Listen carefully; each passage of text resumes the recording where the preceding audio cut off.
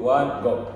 Yo, what's up everybody? Welcome to the latest episode of MTG Prodigy. I'm Kenji and this is... I'm Jeremy and I'm sitting in today as a guest. It's fun. Let's go. So the last time we were online, we had Jeremy on a remote, right? Yeah. So this is the first time we're gonna have Jeremy live together with me, and we're in Cardcade. Thank you to Cardcade for giving us this space to use for their recording today.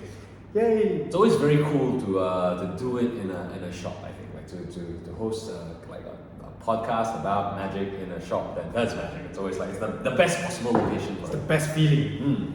Yeah, and as you all can tell, as you all probably can tell, I'm really nervous. Partly because I'm next to Jeremy. Yeah, sorry I didn't bathe this morning. That's why. No, Jeremy is the guy who just started playing Magic for about a year competitively, right? Was it a year? Has it been a year? I mean, yeah, I think about a year-ish. Right? My standard deck, I think we locked down the standard deck together. I think about a year ago. Yeah. A year ago, yeah. And just last weekend, he went into the regional championships that just happened in KL. And wow, did he have a run? I'll let you talk about that. I mean, the regional championships happened, I think, last weekend, and I didn't qualify for it before. So I had to play, so it happened on Saturday, the last chance qualifiers were on Friday. Yep. So went in on Friday, qualified, which is a long ass day already, and then... Maybe you want to elaborate a little bit about last chance qualifiers, because I think most of our viewers may not understand what does it mean to be a last chance qualifier. Okay, so in order to qualify for the regional championships, normally there are a series of events that happen in shops throughout, leading up to the main event, right? You know, so every other week, every other month, there is a qualifier, and if you never qualify during those events, there is a last chance qualifier which happens the day before the regional championships itself, and that one is a slog. The way it works is they have multiple sessions of qualifiers. You must win every single game to qualify. If you fail, you lose one game, you have to try again and pay another entrance fee, right? And I like your reward for participation is a Mayhem Devil promo card. Yep. And needless to say, I have a lot of Mayhem Devils now before I got to qualify. So, but I managed to qualify in the end, which is always very nice. And then there was the whole rush of finalizing the deck list, which you have to submit, I think, like a good 1 or 2 hours after you qualify. Yeah. Because you have to get the deck list in, because all the people who qualified already have the deck list already sorted. Yeah. So for me, after I got a better idea of the kind of decks that will be happening in the RC, because everybody there's trying to go for the RC, you tweak the decks a little bit, and you submit a list, and then you submit a list, and then I submitted a list that I didn't have cards for. So I spent the rest of the night running around, calling in favors, getting Kenji to get me cards, and then play testing this version of the deck like 3 times before I played in the RC the next day. And then the next day was just another ride itself. I woke up, it started at 9 o'clock to be there. Kenji came to me, we went there. Yeah. And from that point onwards, from 9 o'clock, it was like 8 hours straight of Magic playing. No breaks. No chance to eat, no snacks, nothing, you just play. And they didn't allow snacks in the hall. How are people supposed to survive this? Is this the RC or freaking Survivor? It's the same damn thing, right? Now honestly, this was my first RC, and I felt I'm honestly very happy with my performance. I went in there, I won 3 of my games, and that was... Right out the gate, bro. Yeah, and that was more than I would ever thought I did, right? like honestly, one of the guy I lost my first game to, he was in the top 8, so I'm okay. This Russian guy was in the top 8. I'm like, you know what? I'm okay losing to you. Yeah. And then after that, players were there. 141. So a total of 141 players, right? And out of the 141 players, among the Prodigy members, we had myself. I was there. Jeremy, of course, was there. We had Ruben, who had our best showing, I think. Yeah. We had, who else was there? We had Sean was there, and Gan was also there. Edwin was also there. Yeah. Yeah. Anyone else there? Syed Syed was also there. right? So it's nice showing of like familiar faces, old friends, Yeah. and also newer people who've never participated in RC as well. Like, I'm one of like the first timers, and it's just really cool to play, man. And there were so many foreigners as well, right? Yes, I mean because it is the regional championship, so we have people from the Philippines, Indonesia, Thailand, Yeah. Singapore. Singapore. So it was so nice to play with people from other countries. I think that's Yeah. really cool. But also interestingly, you will find that every country has their own meta. Yes, yes, that was so funny. So you get to see everybody Filipinos they play like Demir mid range. Yeah. You know. The Filipinos came in with very interesting EZ decks, which were different from our local ones. And then the Singaporeans came in with their Jeskai decks. Oh, the control decks. Yeah, whether it was the Oculus or the combo, the control decks. Yes.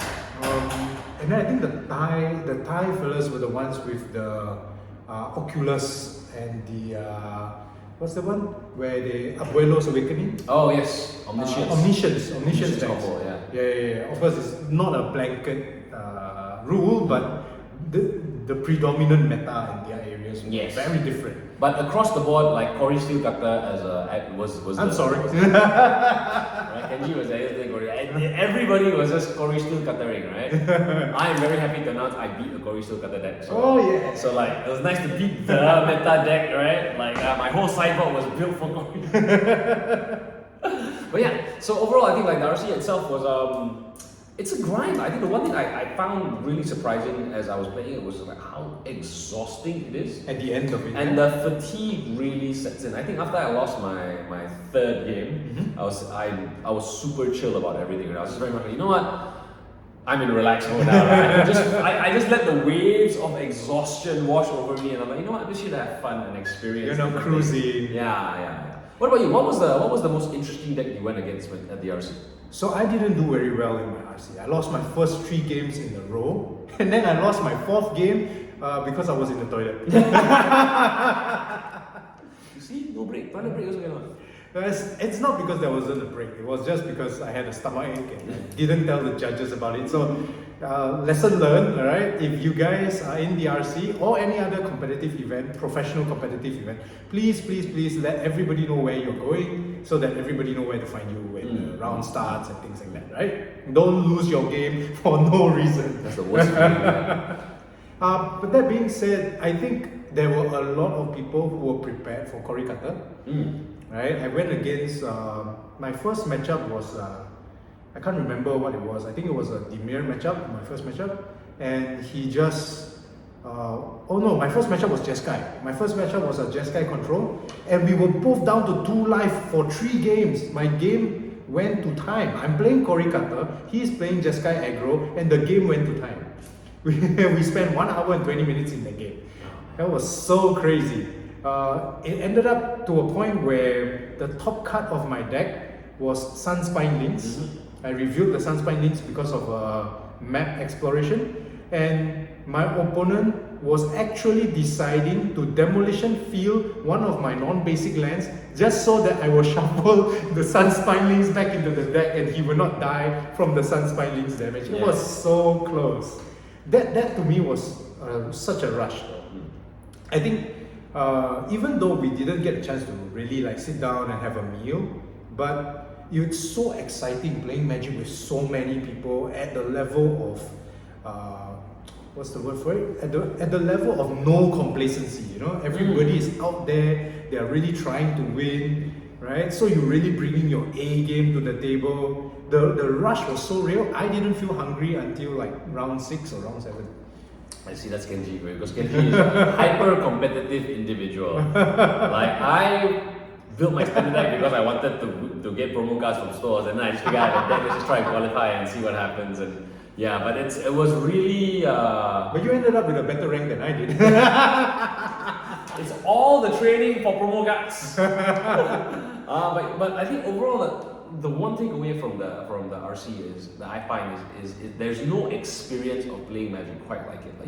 Like generally, whether you're a kitchen or a tabletop player, you build a deck and you go and play your friends, or you play in stores, or you play semi competitively. But when you're trying for like store championships or promos or whatever, there is nothing quite like the rush and the hustle and bustle of like a full-fledged RC. RC. Competitive rules, enforcement, just getting your sideboard, and like you have no chance to slip, because the moment you do slip, People will take advantage of it. and the margin of error is so small. Yeah. The margin of error, I realize, is absolutely tiny. You cannot afford to lose a single game. Yep. Because if you do, that is the difference between a top 8 finishing and a top 32 finishing. You know what I mean? That is true. And that's wild to me. And I think when I first played my first few games, it didn't occur to me. And so when I was playing and everybody asked like, oh, how much you win your first game? Yeah, I won first game. After game 2, but you win second game, yeah, I won my second game. And then everybody, holy shit, Jeremy, you're on the right track. I'm like, huh, really? What do you mean? There are like 6 games left. And everybody like, you can't afford to lose. I'm like, what do you mean? Maximum you can lose 2. If you lose 2, you're in trouble. Like you're out. You might as well just drop and go play side. And I'm like, huh, really? And then I was like, oh shit, the stakes are high. Yes. It didn't occur to me, but truly an experience. So Ruben has the best showing among all of us, I think. Ruben top 13, right? And he rubbed it into my face. I was like, oh, Ruben, not bad, it's top 16. And he was like, no, I didn't top 16. I was like, what do you mean? He said, I top 13. Oh! And he actually got cash out of it. Yes, 250 USD was it? Yeah, $250 out of it. So I think that's a pretty decent price, okay, for a deck. So the funny thing about Ruben's deck was, me and Ruben were testing out the deck like 2 days before the last chance qualifiers started, and we just finalized on it that day, and then we went with it. And wow, he went a top 13 finish. I really think that I overthought my preparations for this RC because Ruben only needed to prepare for 2 days. And I think my priorities were wrong. Jeremy wanted to go in for promos and stuff, and then he got a better showing than I did. I was just there for the experience and the vibes. So guys, those of you listening to this, if you want to try for your first RC, remember to focus on just going there for the vibes. You get a better showing than trying to win the RC. Also, what's really interesting, especially about Ruben, is that Ruben's deck was not a meta deck. Yes, it was. So Ruben built a deck, like his was the only deck of its kind in the... There were 2. There were 2 of them, Yeah. built similar decks. Yes. So 2 out of 140 is legit. And I gotta say, one was top 13 and the other one was bottom 13. there we go. So skill set obviously a different level. I think there's also a difference in their sideboard. And also you have to check your matchups and stuff like that. Yeah. But I think the point that I'm trying to make here is that like I think as a newer Magic player, as somebody who's gotten into the game over the last year, is that there's always a lot of talk about like the meta decks, the tier 1 decks, the stuff that like was winning championship, and anybody who wants to start playing a little bit more competitively. If you ask anybody who's trying to dip their toe into it, they will always go, yeah, I'm trying to build that Demon's deck, or I want to build the Kaito deck, or I want to build the Domain deck, right? Yeah. And everything is a template that's already given, and it's. I feel like it's a little bit of, as somebody who also plays something that's a little bit off A bit of left field. I feel like it's a fallacy to think that the only way you're going to be competitive is to play a meta deck. I think there is value in playing a meta deck to improve your game and to see what the gameplay is like, because you get to watch other people play, refer to your own play style, see how they sideboard, that's a different conversation altogether. But to think that you can only win games through meta decks, I think that's a trap. Yeah. I think that is it's definitely a trap. And the Would meta you share with why? everyone? What? Would you share with everyone what deck you play? Oh, I played a reanimator deck, which basically brings stuff back from the graveyard. The dream for me is to bring back a big fat Valgavoth, which is a 9/9 lifelink. Practically hex-proof. Ward is a sacrifice 3 non-land permanent. Yeah, it's so crazy. That's right? great. And you can bring that back on turn 4, right? It's your fastest. In the ideal scenario, it's a turn 4. Yeah, before your opponent even has a board, So- he has to sacrifice the board just to Most kill of it. the times, if I in the RC, I think I managed a turn 4 Valga, I think like once. My opponent was just like, yeah, let's go to game 2. That's the way. The intimidation factor. Let's not waste time. Feels like arena now. So it feels really good. It feels really good. But overall, RC, lots of fun. Can't recommend the experience enough. But like, get sleep, plan your food, and hopefully lock down on a deck list a little bit before Don't last minute it. Yeah. And also, like, as much as possible, try to qualify before the last chance qualifiers. yeah. Because I think qualifying in the last chance qualifiers is so freaking hard. Yes. Last chance qualifiers have been notorious for being the ultimate challenge to qualify for the RC. Because whenever it's a last chance qualifier, you have people who are coming in from all over the world with their best decks, right? Trying to get the chance to win the grand prize, which is 50,000, I think, US dollars. I can't remember what the grand prize was, I think, this round. But Like 5. I think it's more than that. Yeah. I think it's more than 10k USD. You think so? Yeah, for the first prize. We can check that out and maybe we'll add that to The prize was irrelevant. I knew I had no chance anyways. I was just there for the promos. But and also the thing is, it can get expensive. Yes. Like, because every time we participated in the qualifier, it was 70 ringgit. So if you do all, that is easily a booster box. Yeah. Like there were 8 sessions that night, and 8 or 9? 9. 9, I think. Yeah. So if you did all 9, like we did, Who wants to qualify? Does anybody want Mayhem Devil promo cards? yeah, shameless plug right there. I will sell. I've got playsets. We've got a lot of them. So that is day 1 of the RC. Jeremy didn't make it to day 2 because he wasn't feeling very well, but I was there for day 2, and going for day 2 was a very interesting thing for me. So day 1 I was trying very hard to win in the main event. Right. And after I lost the main event, I was like, okay, you know what? I'm here for fun now. Let's do all the side events. Let's just do everything. Yeah. So I did all the events. I was in the main day 2 event, which was a modern qualifier, and I was in the standard event on day 2 for fun, and I was in the draft for day 2 for fun. I was in the mystery box sealed on day 2. I was also in a commander port on day 2. So I actually joined all the side events that were available on day 2. And this is the clincher, he was in all of them at the same time. Yes, and I was playing all of them while being in all of them at the same time. So I was literally running from table to table just trying to get my games in. That is wild. That is so wild. Yeah. But it taught me a lot about what the side events are like, and you know how, as a new player, if you are a new player going to the RC and you're not participating in the main event, what else can you do? And can you actually have fun in the RC?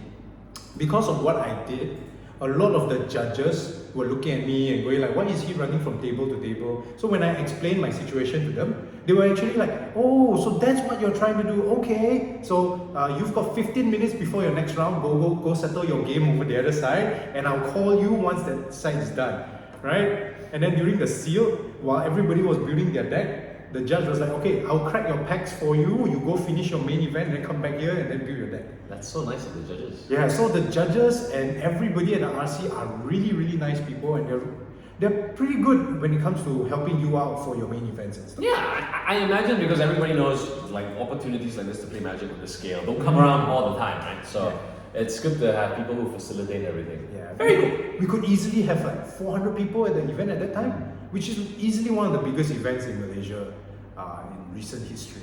Yeah. Ever since COVID and stuff like that. So I really loved it.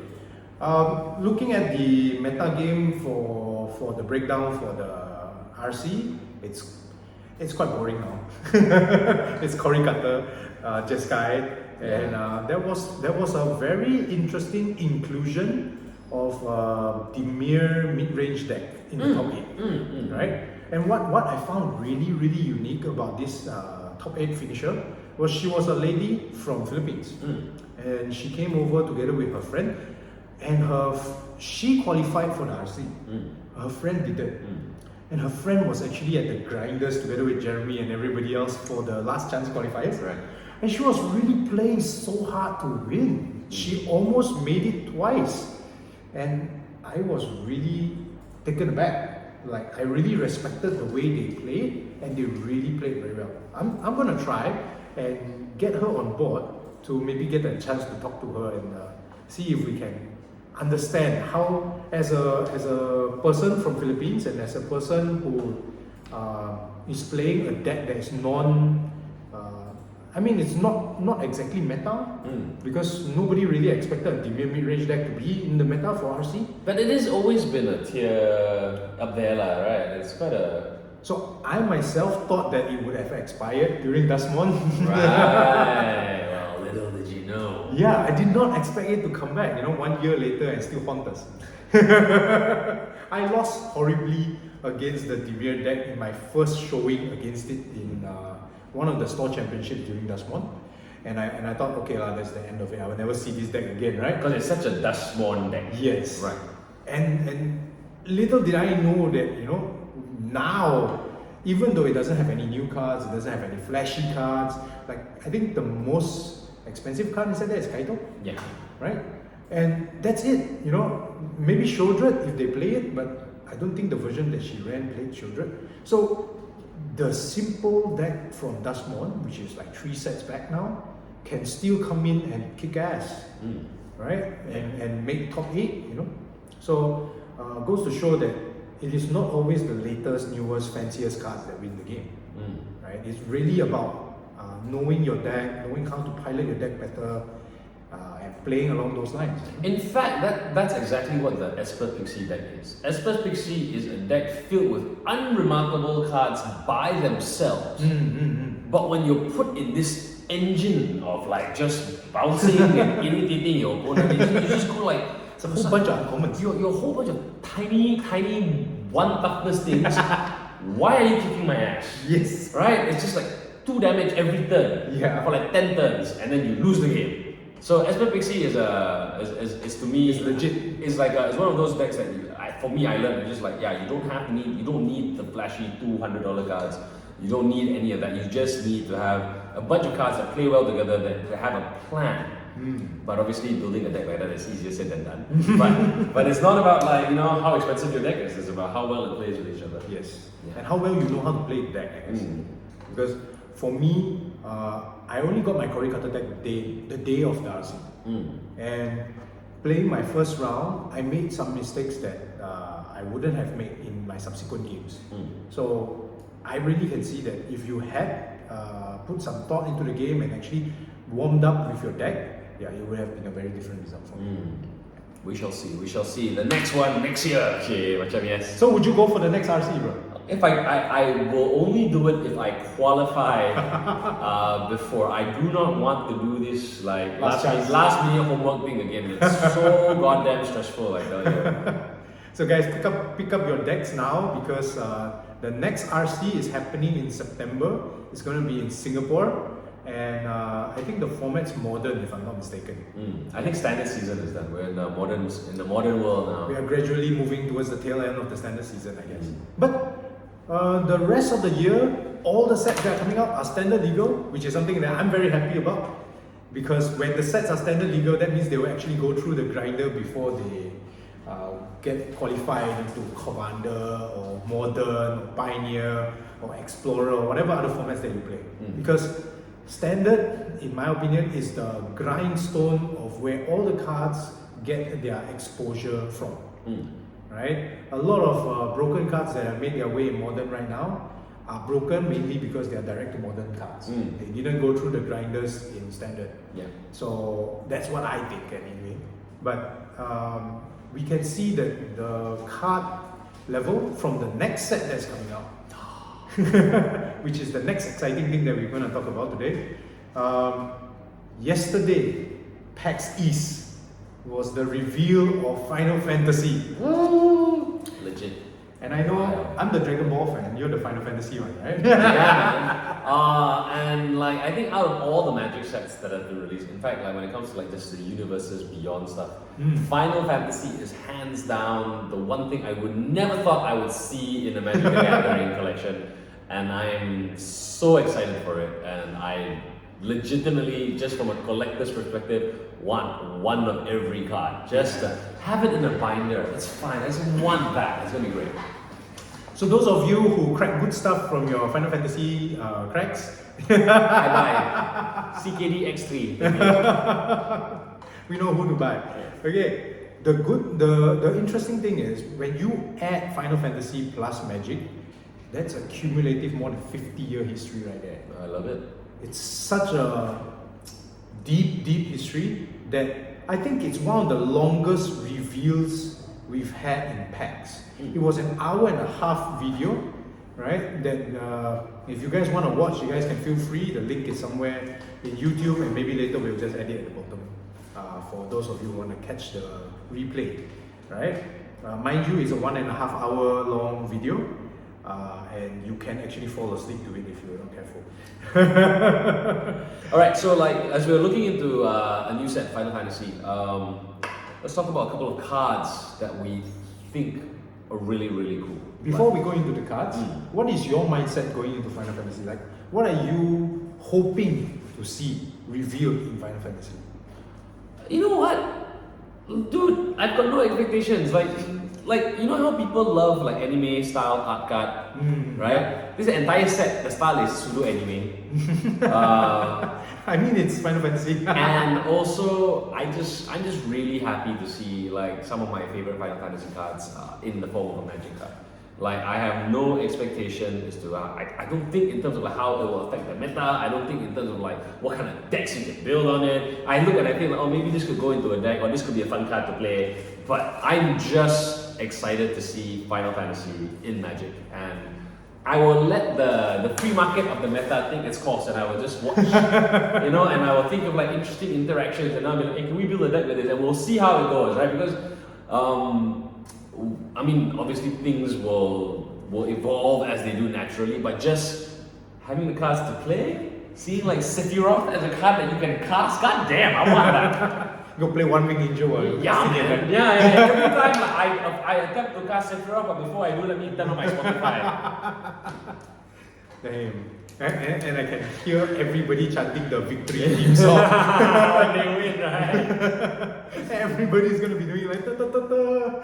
My God. What about you? What do you think about the new set? So I come from a very long time of Magic player. So we look at every new set as how the new set can add to our current decks, or how the new set can add to the story.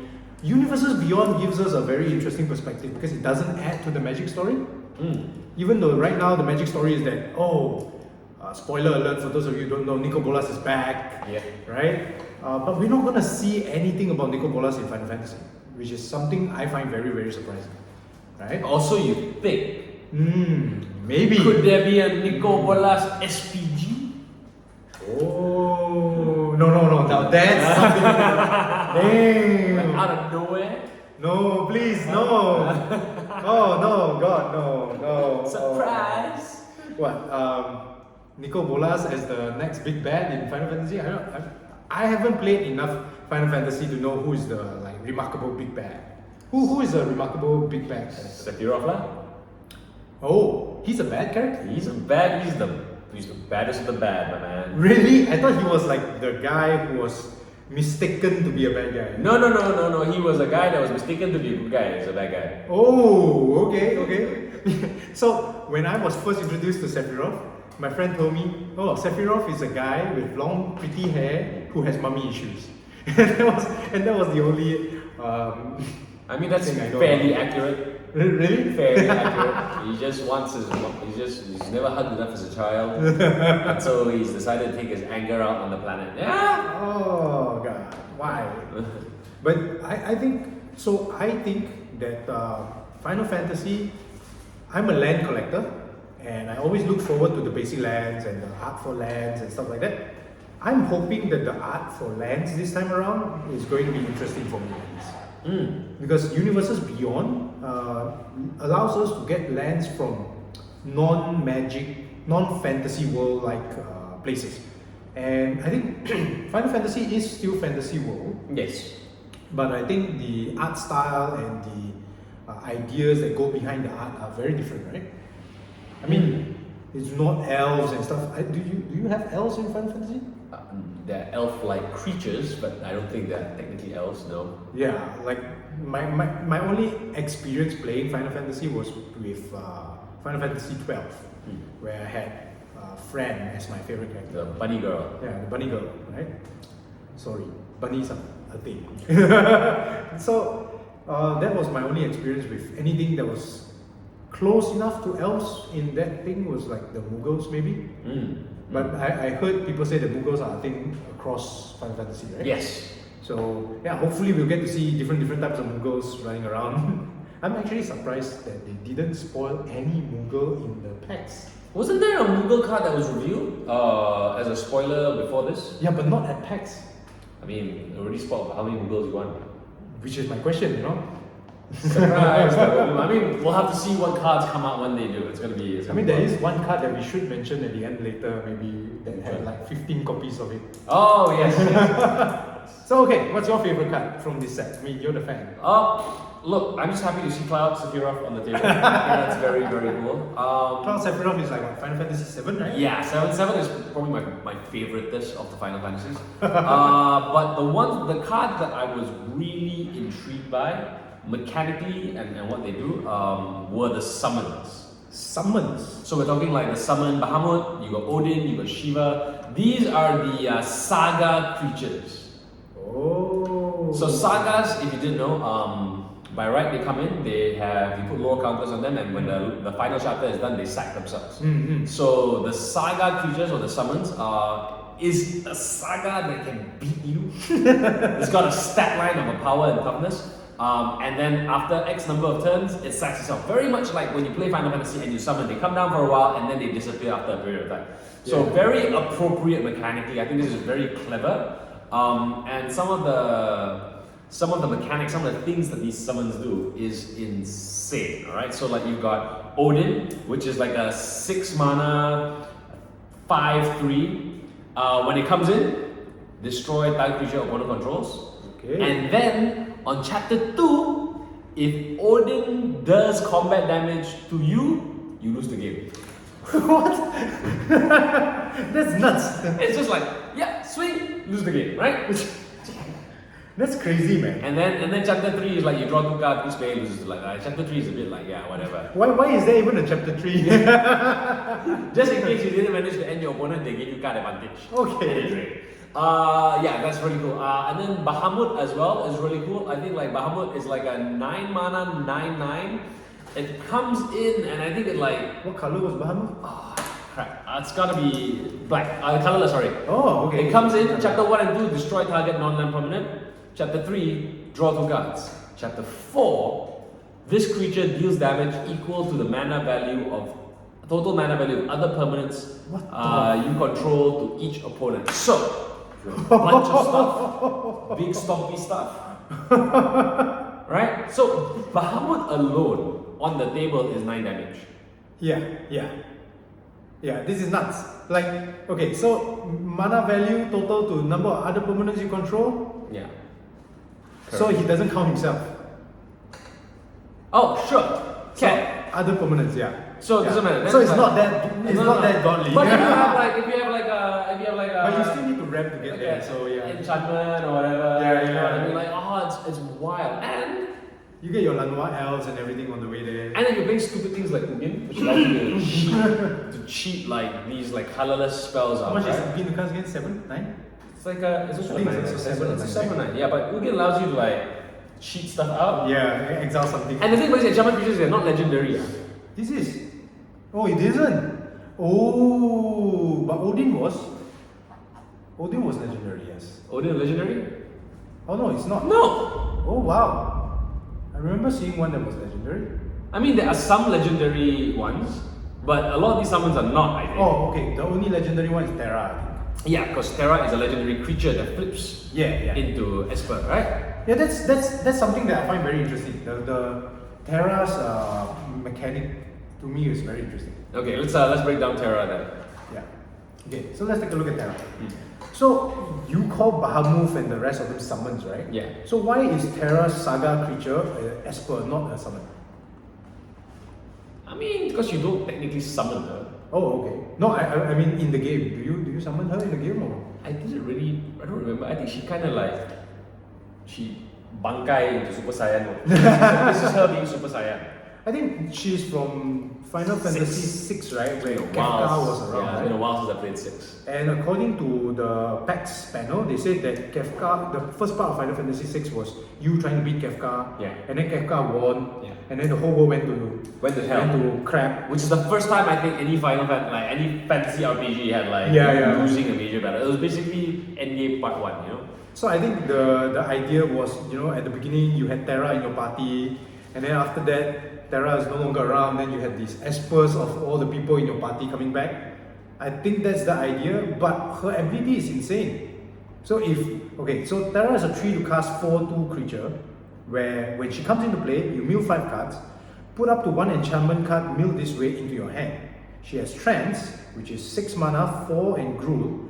Tap, exile Terra, then return it to the battlefield, transform under its owner's control, activate a sorcery.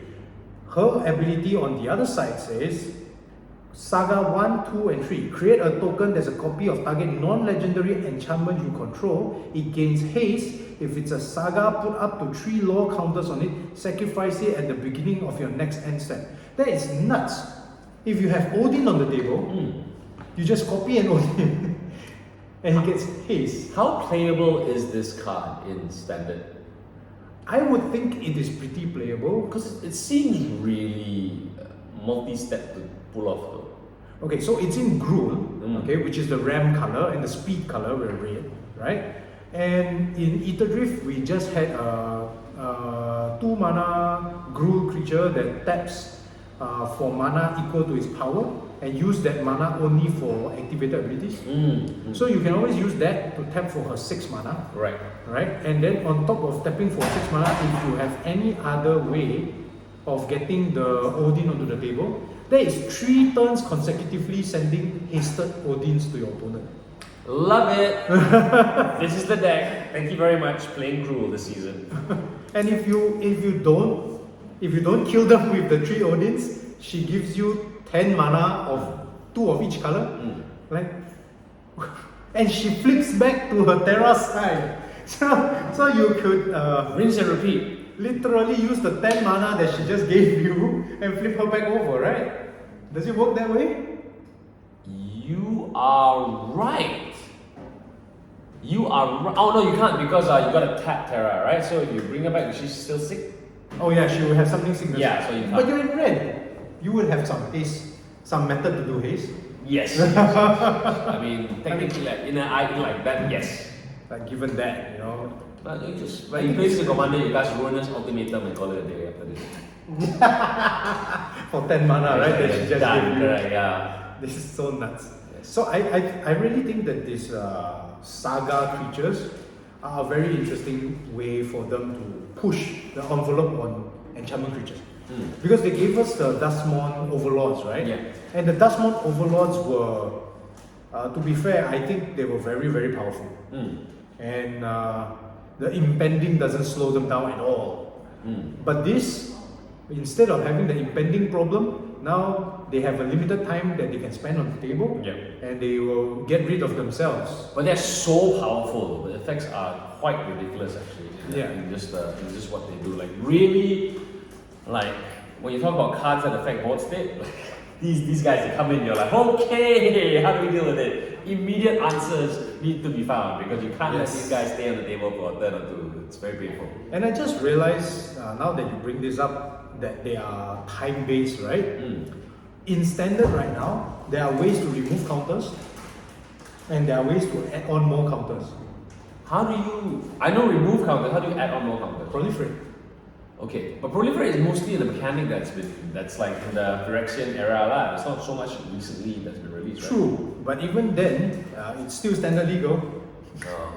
That dragon that removes counters from Takir will see a lot of play. Yeah, the dragon, and then there's a creature from New Pyrexia that also removes counters. So yeah, I think those things will actually see play. That'd be very cool. Yeah, that'd be cool.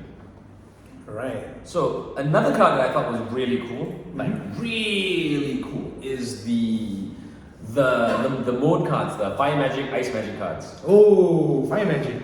Yes, Right? yes. So Fire Magic is essentially a 1 mana card, but you can pay Kicker for extra modes, right? So Kicker 0, Fire Magic deals 1 damage to each creature. When Kick it for 2, It's called tiered, but yeah. Yeah, it's Kicker lah, right? Yeah. Everything is Kicker.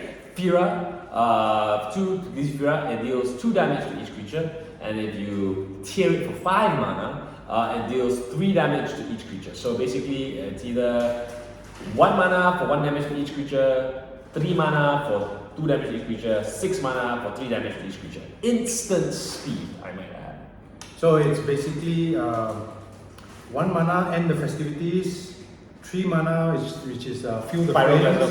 No, fuel the flames, 3 mana. Oh, 3 mana. Yeah, and 6 mana for Brotherhood's end on the instant speed. The instant speed Brotherhood's end, yes. Yeah.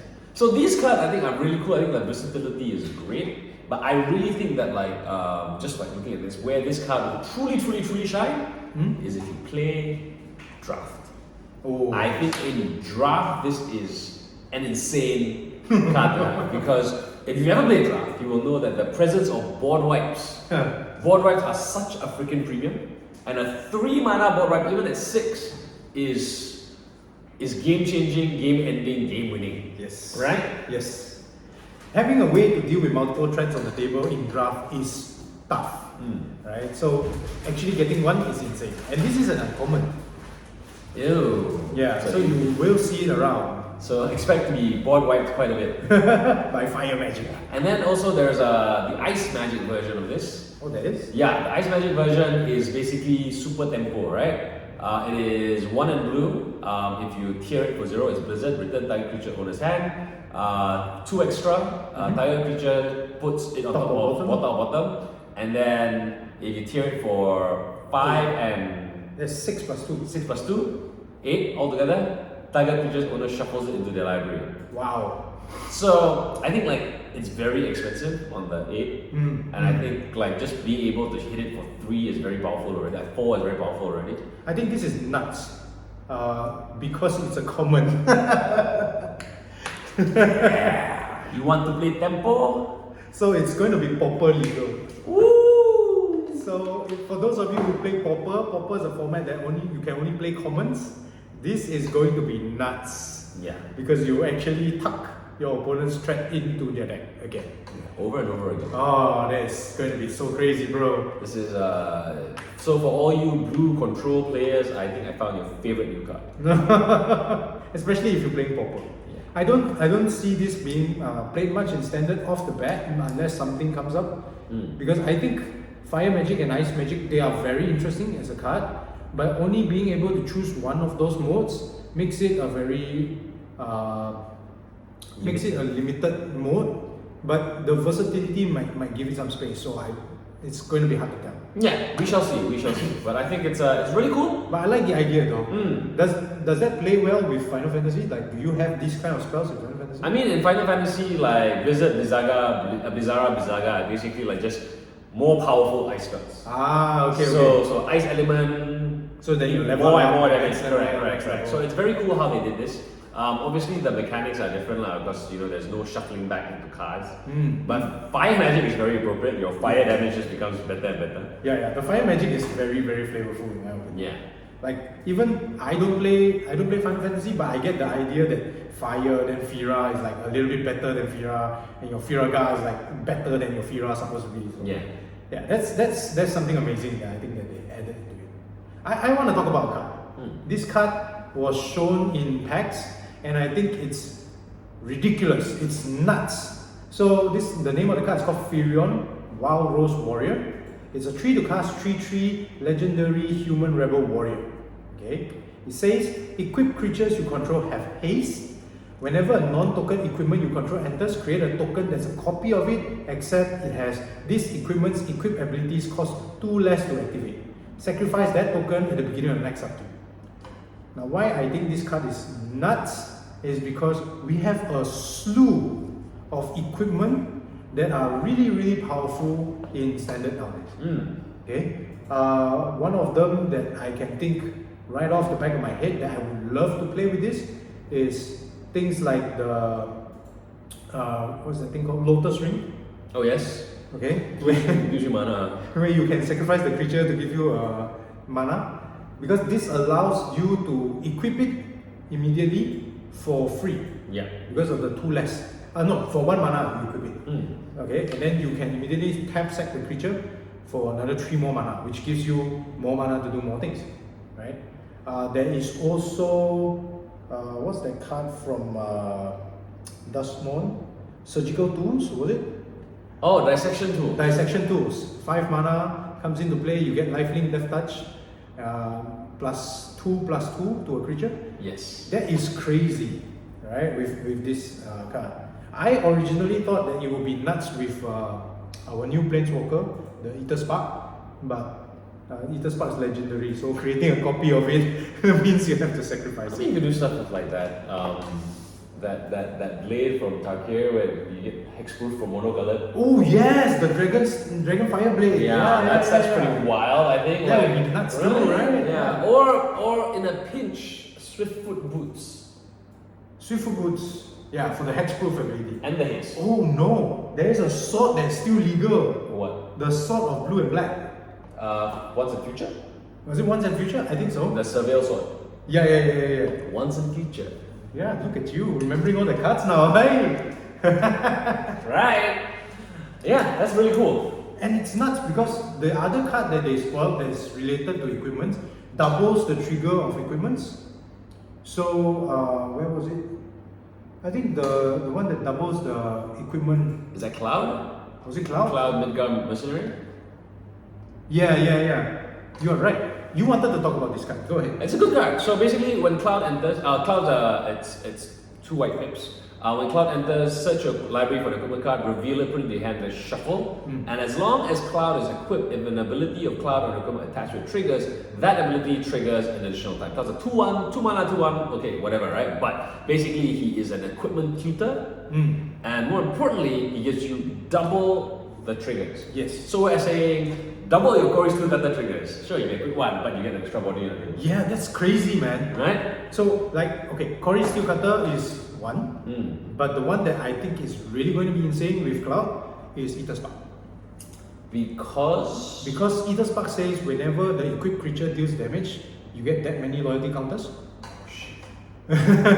So if you attach Cloud with the Ether Spark, so Cloud becomes a 3/2, and then whenever he attacks, it gives 6 loyalty counters to the Ether Spark. So that alone allows you to trigger his the last ability of the Ether Spark already. there we go. We solved standard. So 2 mana for Cloud, and 3 mana for Firion, and 4 mana for your Ether Spark. Okay, sounds like a deal. Sounds like a pretty good deal. Legit. So yeah, man. So these are some of like the really interesting cards. One final card. Let's talk about Sephiroth for a minute. Yeah, Because you're a Sephiroth fanboy today. okay, so Sephiroth, Fabled Soldier, right? The guy is a 2 and black, 3/3. Whenever Sephiroth enters or attacks, you may sacrifice another creature. If you do, draw a card. Whenever another creature dies, target opponent loses 1 life and you gain 1 life. If this is the 4th time this ability has resolved this turn, transform Sephiroth. Yes. And then he flips over into a 1-winged angel, where as this creature transforms into Sephiroth 1-winged angel, you get an emblem that says whenever a creature dies, target opponent loses 1 life and you gain 1 life. It's an emblem, so you drain every time you lose a creature. Whenever Sephiroth attacks, you may sacrifice any number of other creatures. If you do, draw that many cards. This is a really interesting card with like many versions of a build around. I think anything that does token decks, it seems like you could benefit from this. This is nuts. You could play some Bloodghast bullshit. No, you just play Mobilize with this. Saw standard for a second time. This is crazy. This is going to be. I don't know which is crazier. Having this or having the turn 2 Cloud into Ether Spark combo. Well, I guess it is about Cloud versus Sephiroth, right? Yes. So honestly, if you ask me, I do think that this particular mechanic is a lot more scarier. yeah, Because I think straightforward. It's straightforward, which we like, which is the way the standard meta decks work now. I think like it's very clear cut, like this is what it's supposed to do, and it's very streamlined. And I think the emblem itself is ridiculous. Yes, I think the fact that it's an emblem, which means you cannot interact with it. Correct. It's crazy. What happens if you have this emblem and then somebody's given you the Screaming Nemesis emblem where you can't gain life? How does that interact? So you don't gain life, but your opponent still loses life. Huh. You know what's crazy? What? Because he gets the emblem every time he flips. You can stack. So you can just blink him, and then you flip him again, and then you get another emblem. This is when you complicate the meta, but you are right. But this is reminiscent of your Vein Reaper days, no? Yes. And it's half the price of Vein Reaper. But to be fair, I don't sack a lot of stuff, so I don't get the benefit though. But back then you didn't have Mobilize. Now you have Mobilize. I think there is definitely something to be said about Mobilize with Sephiroth. So did Sephiroth have an army in Final Fantasy? Sephiroth was basically a soldier, and he was basically like the leader of like a military squad attached to the Shinra organization. So yeah, it makes sense that he's got an army on his back. So he's mobilizing his army now. He's a bit of a commander of sorts, yes. He's like that goblin. Everybody but me, charge! But yeah, I can totally imagine this guy playing together with the current Mardu package. That has, Voice of Victory. Yeah, that has like all the mobilized triggers and stuff like that. Oh wow! Hey, you can play this guy with your Mardu Siegebreaker too. But you don't flip him over the Mardu Siegebreaker. You don't have to. He just comes in and sacrifices creature, draw a card. No, you just take the flip version. But when Mardu Siegebreaker brings it back as Fable Soldier, not the flip version, right? Oh yeah, you're right. Yeah. So you bring him back as Sephiroth. So whenever another creature dies, your opponent loses more life. Okay, what? Yes, technically not wrong. The only problem is he doesn't see himself dying, which. But also it's like, but if you're gonna be Mardu Siegebreaker, it's a 3/3 like there are much better targets. That's true. Yeah. No, but Mardu Siegebreaker will trigger this guy, which is what we want, right? Correct. So you leave him alone, you Siegebreaker something else. So it's really everybody but me charge. Alright, yeah man. I think these are the, if you ask me, these are some of the cards that I think are really cool. Alright, I want to look at some of the cards too, right? That was reviewed, that I think is really cool. Xenakhan Ancient Metropolis. I've always been a land kind of guy, so they squad this in packs, and I think that's insane. Alright, it's a land card with an adventure ability.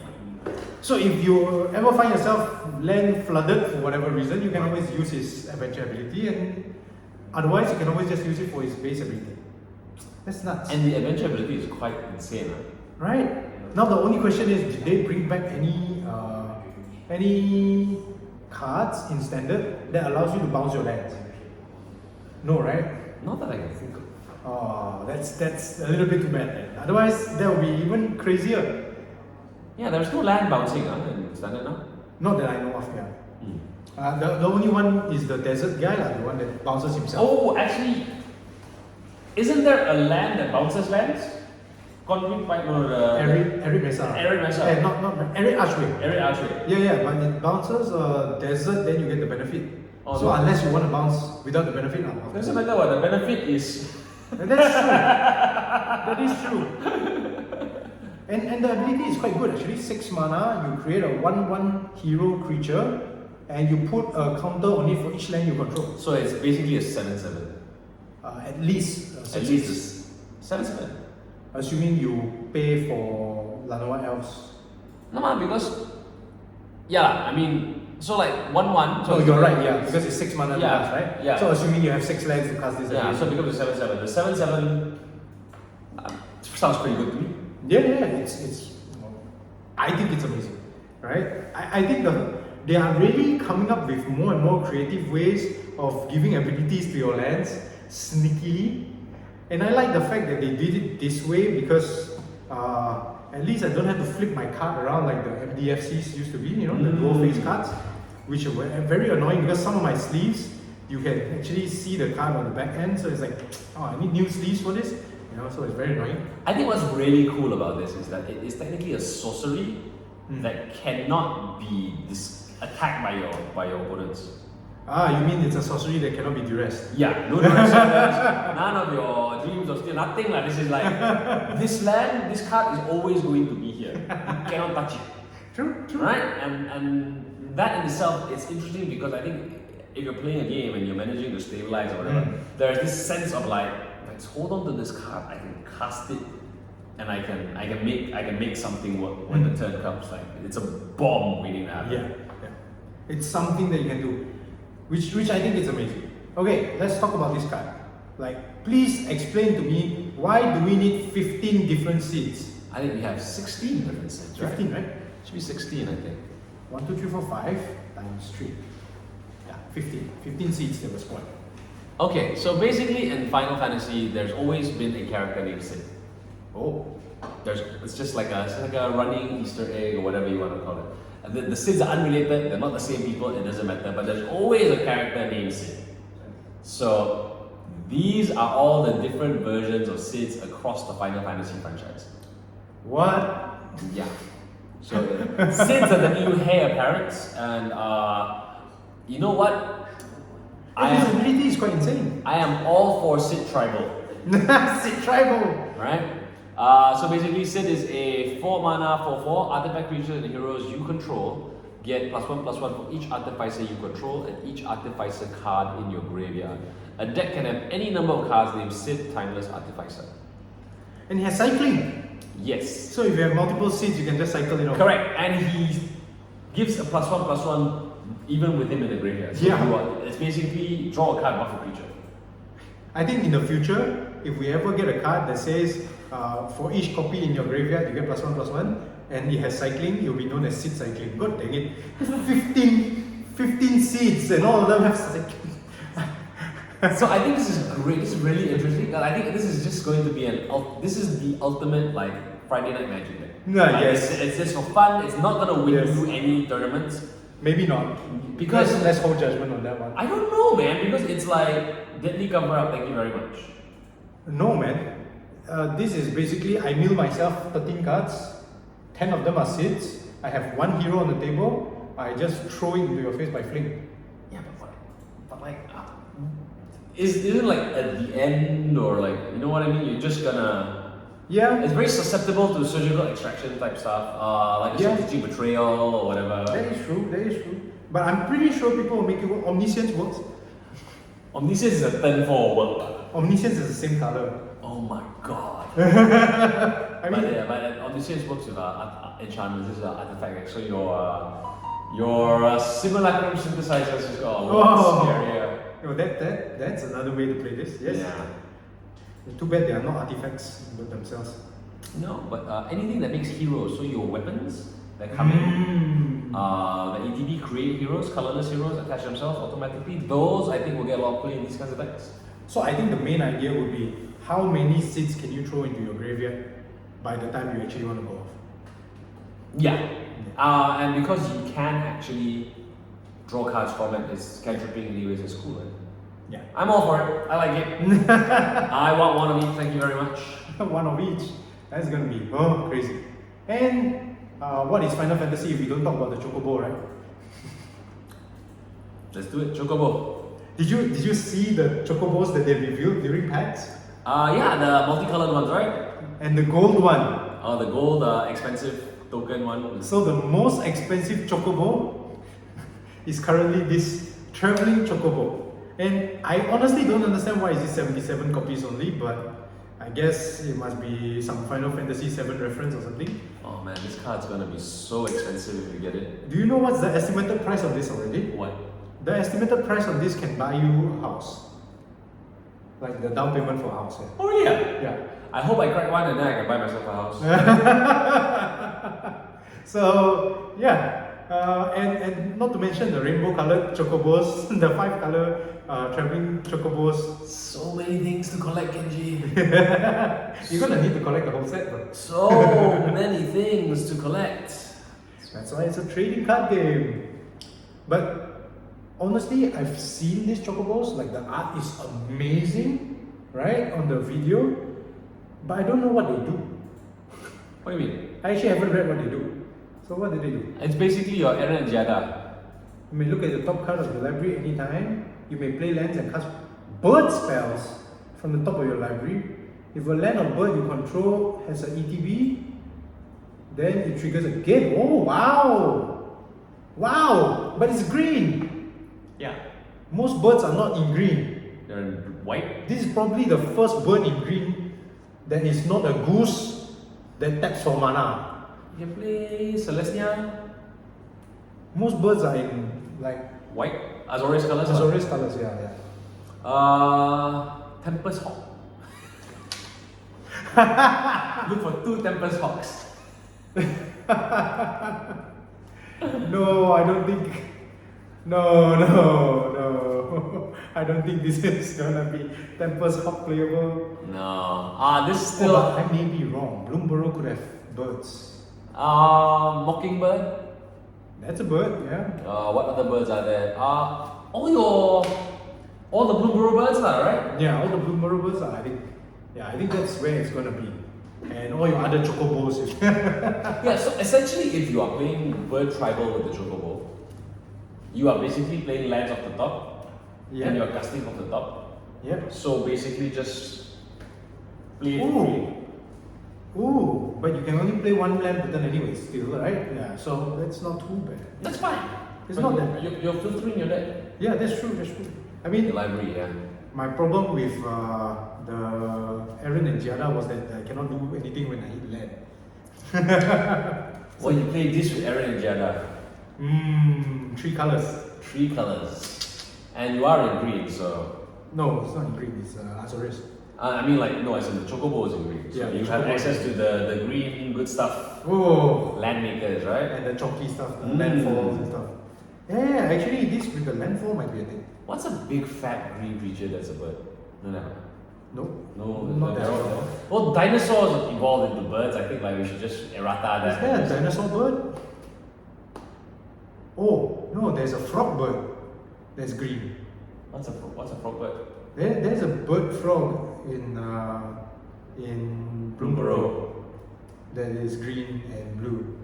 It's the duo, it's something duo. One of the duos. You're one of the duos. Oh. Is that the one that like comes in and gives a creature without flying? Is that Yeah, it? yeah, that's the something one. like that. Yeah. So this will trigger all the ETBs. Your chocobo will fly now. And you will trigger it twice, so you give 2 creatures fly. Yes. So I think one of the things that I want to play with this chocobo is Kaika. Why? Because the Kaika from Foundations, let me see if I can bring it up real quick.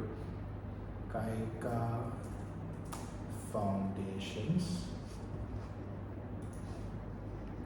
Kaika, Zephyr Awakener. We have the photo here, yeah. Whenever you cast a non-creature spell, you get to choose one, exile another target creature you control, return that card to battlefield, and then create a 1/1 white spirit creature. Oh. No, it's not as good as I thought it was. Maybe the one that I'm remembering is the Bloomburrow Kaika.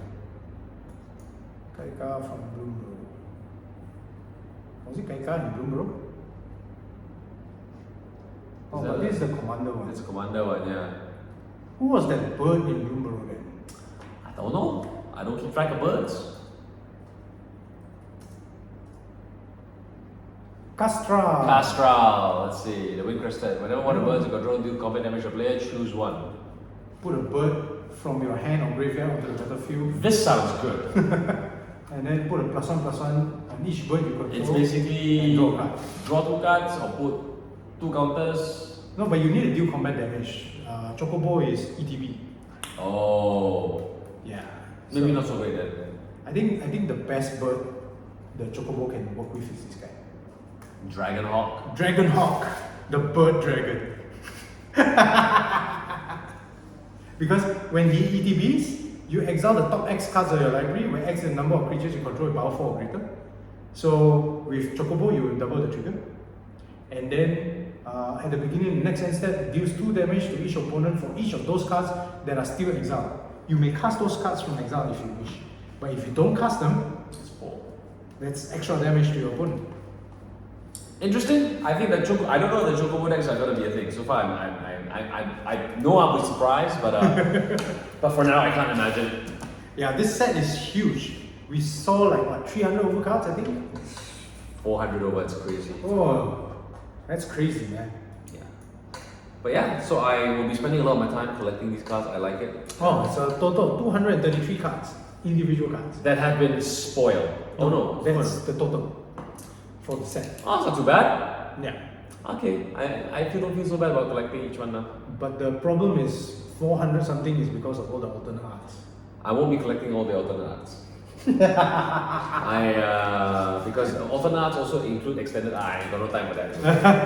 I will just get one of each of the normal stuff, and then one of each of the, the ones with the pastel backgrounds, those ones, the Commander Master style. So one of each of the normal ones and one of each of the commander ones means 400 overcards already, bro.